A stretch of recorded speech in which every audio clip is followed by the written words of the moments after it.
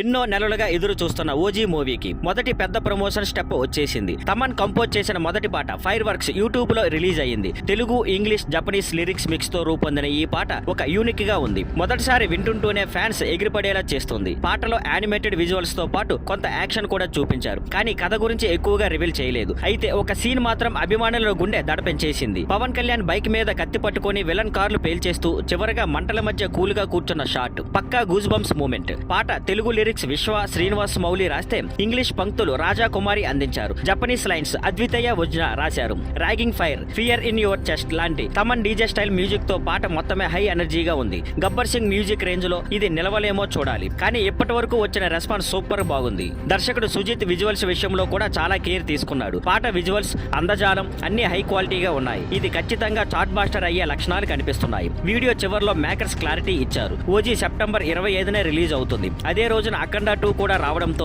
Post phone అవుతుందా అన్న పుకార్లు వచ్చిన డివివి ఎంటర్టైన్మెంట్ వాటిని ఖండించింది. ఈ రోజు నుంచి ఓజీ రిలీజ్ కి ఖచ్చితంగా ఇంకా 54 రోజులు మాత్రమే ఉన్నాయి. ప్రమోషన్స్ ఇప్పుడు ఫుల్ స్పీడ్ లో ఉండబోతున్నాయి. హరిహర వీరమల్లు రిలీజ్ అయ్యి 2 నెలలకే మరో పవన్ మూవీ రావడం ఇదే మొదటిసారి. హైప్ ఊహించదగిన స్థాయిలో ఉంది. ఇక పోయే రోజుల్లో మరింత పెరగనుంది. Thank you for watching.